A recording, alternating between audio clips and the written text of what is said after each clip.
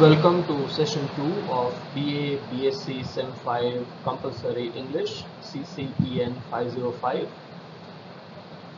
In session 1 we did the passage by Narayan Murthy called What We Must Learn from the West, and we will continue with that.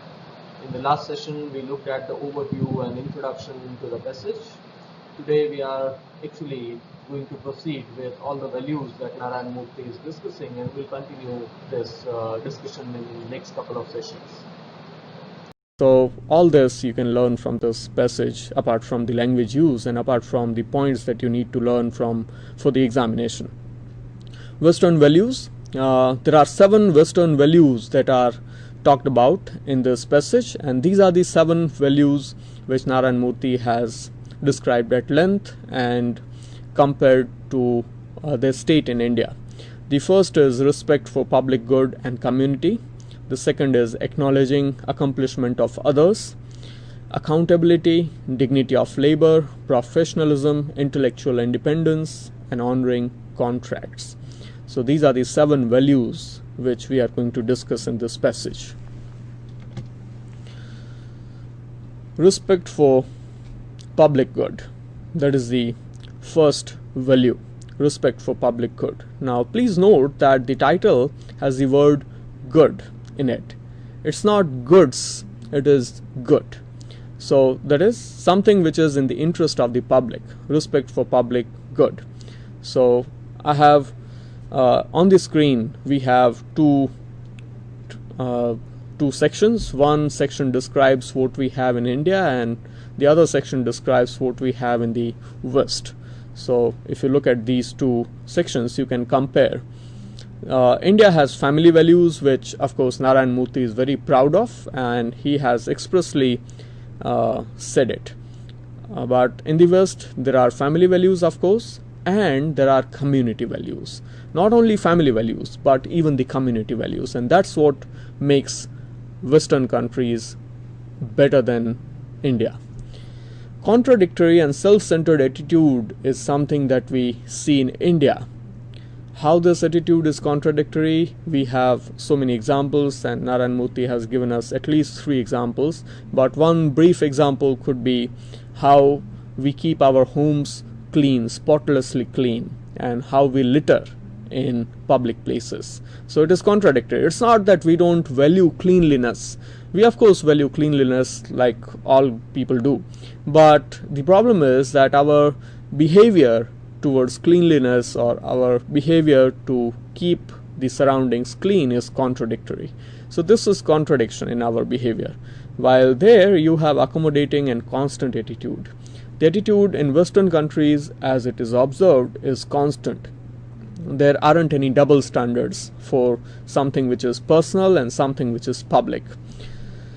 Lack of responsible behavior is once again something that we see in India, and on the other hand we have proactive problem solving behavior in Western countries.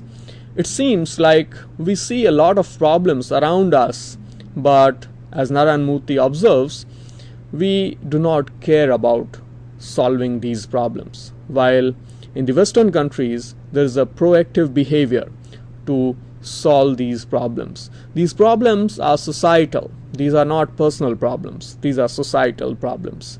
But at the same time, every individual takes the responsibility to make things happen. It seems in India we see the problems, but we do not show a responsible behavior, and Narayan Murthy wonders what the reason could be, but we'll talk about reasons afterwards. But right now we'll look at the examples that we have. Narayan Murthy gives us 3 examples about how the behavior in India is not really up to the mark, and that's something he introduces in second point. Here we can see a picture, respect for public good. It's in the same point, respect for public good, and I was talking about the contradictory behavior that we have. We can see a typical, it could be any Indian town or city or any place in India, but we can see how much litter is in the picture, and this is one of the public places. Now when you look at such pictures in Western countries, it is hard to find such a sight. Now on the other hand, if you look at the homes which are private places, private spaces, you would not see so much of litter. So our behavior towards cleanliness is contradictory, and this is a sure proof of that. Reason for irresponsible behavior. What could be the reason? And one of the reasons that Narayan Murthy could think of is that probably we have a history of colonizations, and we have a history of kings who thought for us, and who thought for public, and who decided for public. So the reason probably could be that over the years we have been ruled by others, and so we have come to believe, unconsciously probably, that to decide and to take action is not our responsibility. Now even when we are independent, and even when we have democracy, we feel that somebody will decide for us, somebody will take the responsibility. So we see the problems, but we do not work towards solving them. That is the problem. So this could be the reason. And at the end of this first point, respect for public good, the conclusion is that successful societies are those that harmoniously combine loyalty to family and to community.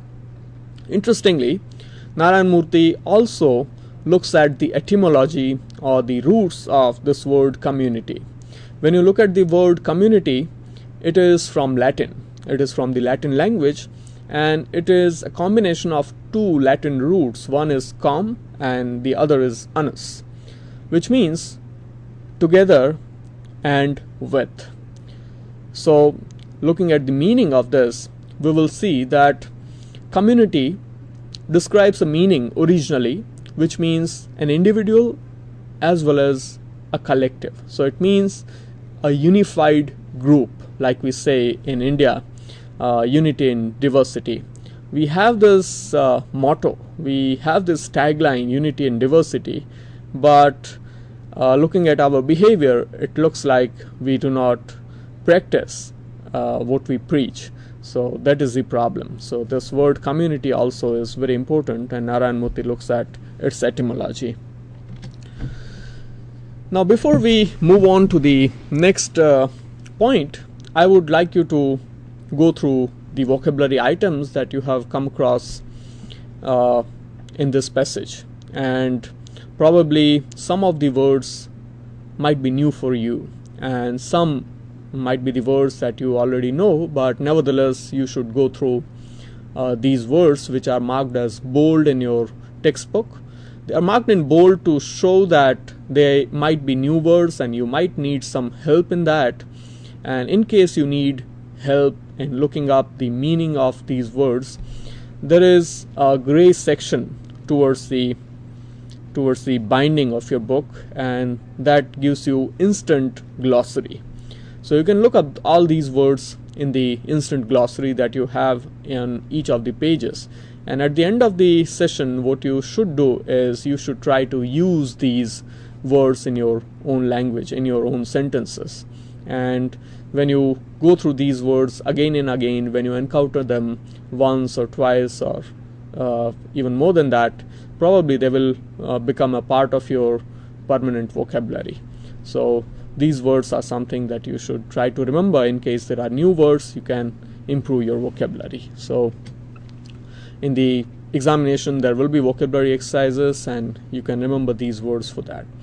Looking at the content, let's do a check on how much have you learned from the passage that we just discussed. It was just a small paragraph that we have discussed from the entire unit, but the idea here is that rather than going across the entire unit, we should go in steps. So the first step was just the first point, respect for public good, and the introduction. So here is a kind of objective question. In India, marriages are believed to be, and there is a blank for which you need to provide a word which is used in the passage. Which is the adjective that is used to describe the attitude towards marriage. And the word you will see is the sacred, S-A-C-R-E-D. In India, marriages are believed to be sacred. Second question is, Indian attitude to cleanliness is. How will you describe Indian attitude to cleanliness? And as we have seen, Indian attitude to cleanliness is contradictory. So these are very objective, one word answer you can call them. They might be useful for the kind of multiple choice questions that you have in your written test, but here are some answers that require longer answers, longer than one word. So the first question in this section is, what does the author want Indians to do regarding societal problems? And you would see that Indians basically are compared to the Western counterparts where people solve societal problems proactively, and obviously Murthy wants Indians to do the same. So Indians must solve societal problems proactively. Second question, what attitude Indians have towards their families? So this is one thing that we all are proud of. We have a deep-rooted family values. So we are very committed, we are very dedicated to our families, and we of course value our commitment towards family. We fulfill our vows to family. So these are some questions that are from the first passage, and then there is some exercise that you can do on your own. From the passage that we have read so far, you should underline modal auxiliaries used in the passage and guess what they express. You have done the chapter on modal auxiliaries, and the exercise would be to underline the use of modal auxiliaries. For example, wherever you see a modal auxiliary, you must underline it, and you should study what meaning they express in the sentence, in the context of the passage, and how they actually contribute towards the entire meaning of the section, the unit. Underline the use of tenses and try to construct similar sentences. This unit is very rich in its use of grammar, and you will see that there are almost all major tenses being used. There is present perfect tense, there is simple past tense, and most of the constructions are in simple present tense to describe habits and routines. So one exercise you can do is, you can underline the use of tenses and try to construct similar sentences. That is, you should try to use the same tenses in your own sentences. So this is for you to do. So you can do it. Second point that we have is acknowledging the accomplishment of others. Out of 7 values, we have discussed 1 value so far, respect for public good. And here is the second value in the unit, acknowledging the accomplishment of others. It seems that we observe a kind of contemptuous behavior, contemptuous attitude when it comes to acknowledging the accomplishment of others. That is, you must have experienced probably personally that when it comes to, it is probably also the human nature, but it is hard for us to acknowledge that somebody has done better than us, and that is one problem with our mindset. Narayan Murthy goes up to the point of saying that he has not seen any other society as contemptuous as the Indian society. No other society is as contemptuous as the Indian society, and he is not surprised because even Al-Biruni, who was 11th century logician and a traveler who wrote his travelogues, even in 11th century, after living for 21 years, remember this is not just a judgment on the basis of one day or 1 month. For 20 years or more than 20 years, he lived in India, he studied the people of India, and then he found out that Indians are contemptuous and probably they cannot acknowledge easily the accomplishment of others.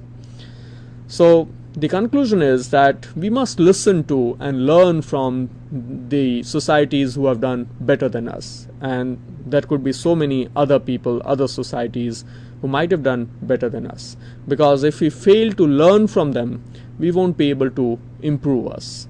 So in case of course, if we want to succeed globally, we must learn from the people who have done better than us. In Sanskrit we say we must always learn from what is the best. Even in English we say best practices. So we must inculcate or implement the best practices that we have, and that's the point here. Accountability. We have an accountability, we have this word accounts from it's a word. How do you understand this word accountability? You must have heard of accounts, and you might even know, probably all of you associate accounts with the monetary transactions, that is economics and things. Where do you have accounts? If I ask you, you will say in banks, in offices, and that's how accountability also you might be associating with monetary transactions. But accountability stands for a responsible behavior. Accountability means responsibility for what you do. One of the speeches by Narayan Murthy is titled "Do What You Say." So it is, in other words, practicing what we preach.